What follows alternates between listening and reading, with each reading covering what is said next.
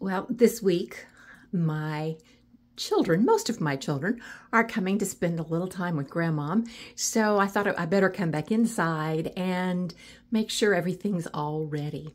And this is the upstairs bedroom that there have been a number of little projects going on. I had shown you this room before back in the winter, and I knew it wasn't finished yet. And probably the biggest change you might see right now is we have curtains. So I added the curtains, and then I've added a little bookshelf. That's my IKEA hack, and we'll talk about that in a minute. And then I have brought upstairs the little sofa. So a little salesman sample. It's quite low, but the grandchildren love to sit on it and even take naps on it. So let's look through the room and see what we've got going on here. A nice little sitting spot right here with family photos. Since it's my family that comes and stays in here, I don't have any problem with family photos. Lots of memories associated with it. And there's my $25 thrift store chair that I absolutely love. Must have been in somebody else's guest room. Now, the curtains, I'll take a minute to talk about the curtains. This is a vintage French fabric, actually made in France. And I found it online, and I got every inch they had. I think they billed it as 9 yards, and in reality it was 8 yards, so they only billed me for 7 yards. And it was only like $10 a yard, and it's a wonderful fabric. Do note a couple of things about it. First of all, this is the front of my house, and I love looking out the window with the window boxes there. But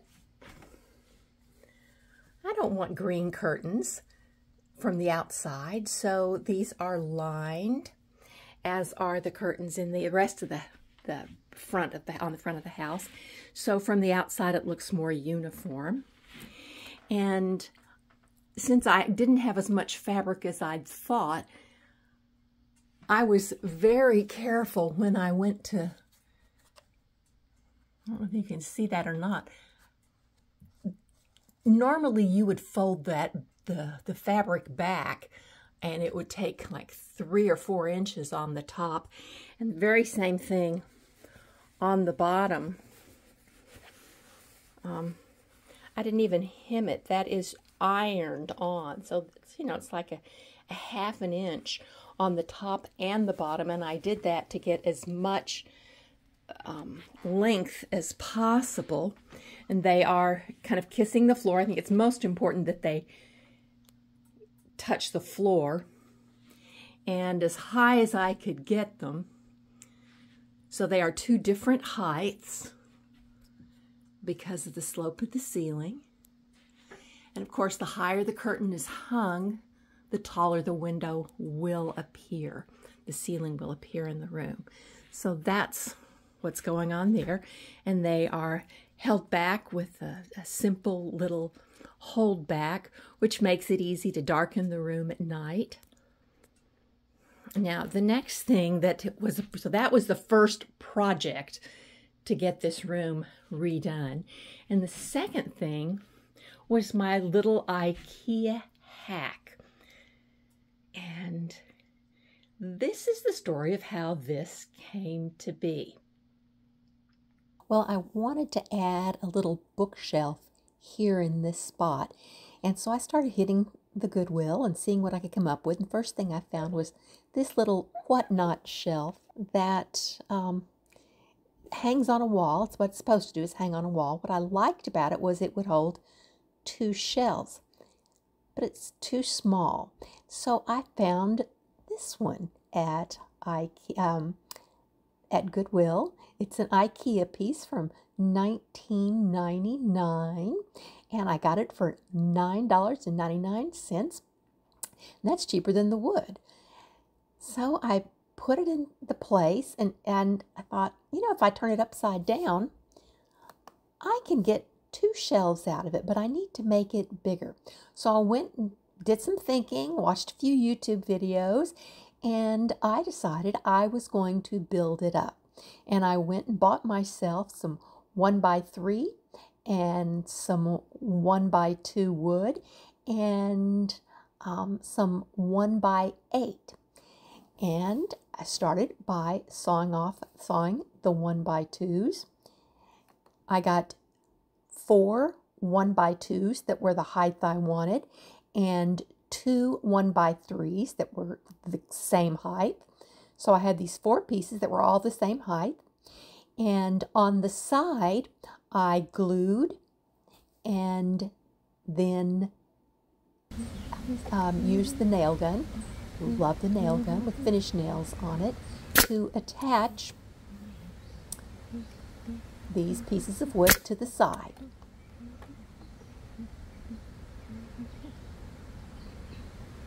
Now I am taking my time here because I want to make sure I get into the actual little shelf portion that's deeper, and I won't go through the wood. My nails would stick out if I didn't do that. So you can see where those screws are. That's how it was attached by the original owner.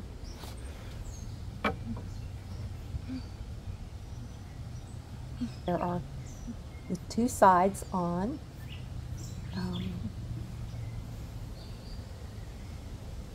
And to make the front look a little smoother, I took, that's another one of those 1x2s, and I put that on what's going to be the front. And that's why I used 1x2, so that on the side they would be approximately the same width looking at it from the side. And then on the base, I used the 1x3 to go between the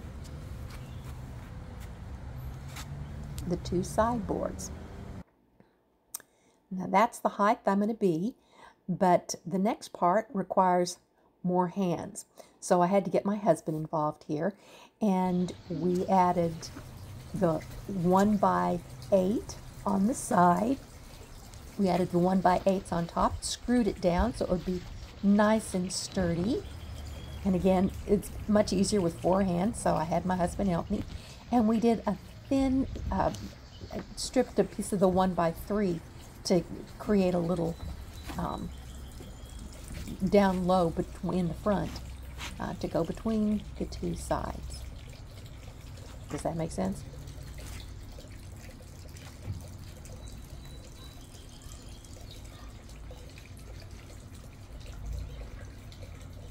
Time to paint. Turned it upside down and got out my primer and started putting the primer on. Once this part's dry, I'll turn it right side up and paint it there.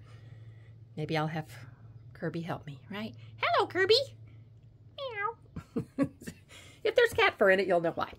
So, there it is, ready to go. Okay, here it is with all the priming on it. It always looks pretty junky with primer on it, but that's okay. It's doing what primer's supposed to do, which is preparing the wood for the paint. So there's our little shelf in its spot. Now, I know I have books of all different colors, and some people, to aesthetically make everything look uniform, they might turn the books around backwards, or they might cover them with a neutral paper to make them disappear. But, you know, my thing is, I don't just have books for aesthetics. I have books because I love books. I love reading books. I love picking them up and just rereading portions of them. I like my guests to pick up books and read them. So I don't cover up my books. And I have piles of books all over the house.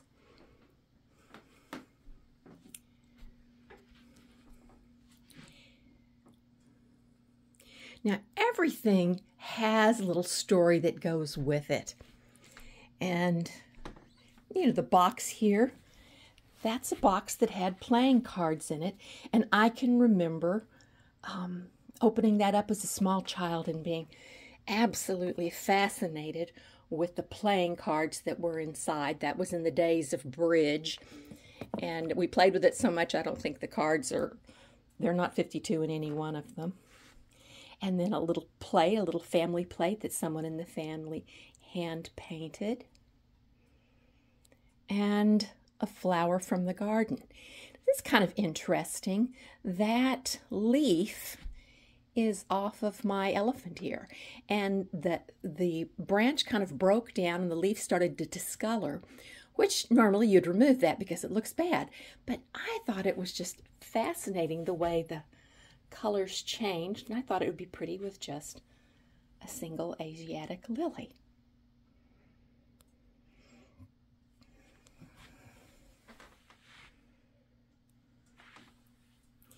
Now, the room has a bit of an English country feel with little touches of French in it.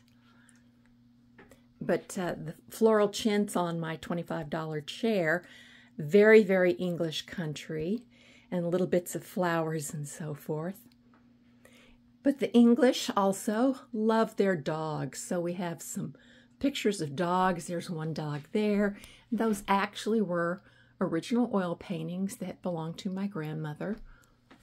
And there's another dog there, and a woman with an English writing habit. So the pictures are kind of the English portion of it, and the flowers.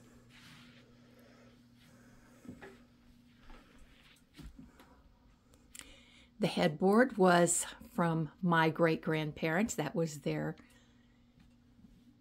bedroom furniture. And an old linsey woolsey coverlet, and the crocheted bedspread that my mother-in-law made for her mother-in-law. And another little fun thing to do is I've been pulling out ivy, and I just put some of the ivy in an antique bottle and put it in the corner. It kind of looks like it's crawling up, which is kind of fun. And this is the Akuba japonica that will root in there. And a little plate that was hand painted by someone in the family. It's more of a dish, I suppose. And this rug, I think I bought on Wayfair for under $300, and it's a large rug that pretty well fills the room. But I like having a wool rug rather than synthetics, and it was probably around $250 is what I recall. Now, I still do need something in this room, and that is a dust ruffle, and I have not been able to find anything that I'm interested in online. I've not been able to find them in stores. I haven't found a fabric that I want to add to the room. So that's still kind of up in the air. I'm not quite sure what I'll do, but the room will change when that happens.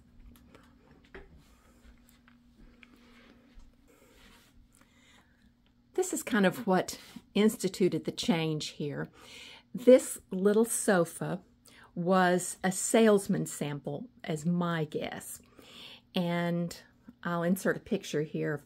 This is what it looked like to begin with. Pretty awful. And I acquired it for free and refinished the wood and reupholstered it and rebuilt all of the insides. And it's pretty low. And so above it, I have that other little shelf that I found stuffed full of books. It's probably meant for whatnots, but I preferred to have it with books in it.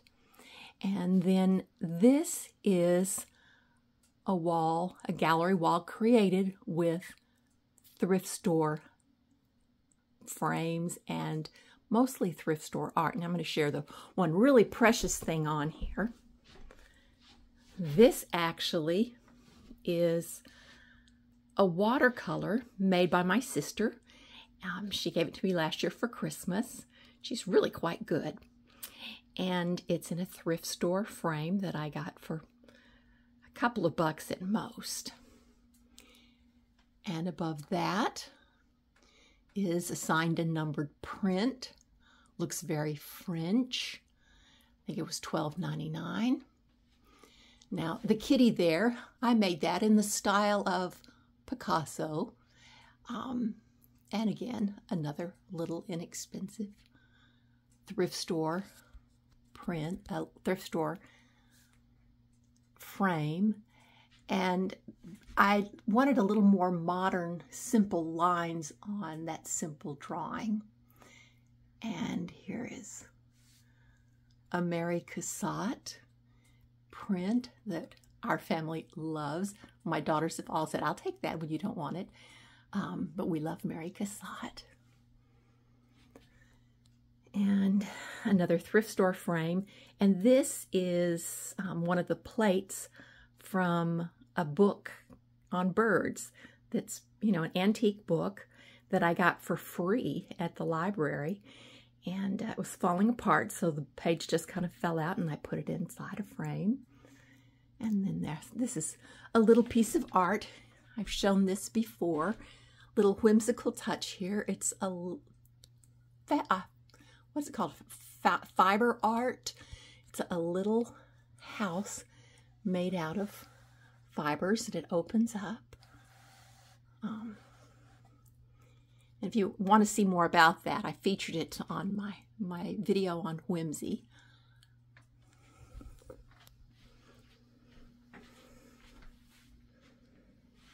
And all of the furniture in here is Victorian, with the exception of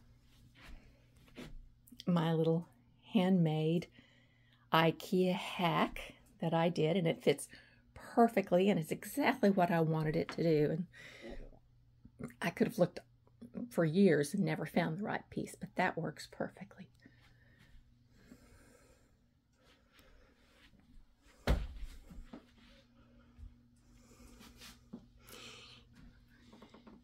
And there's something I didn't see till just now. I don't know if you can see that through the window.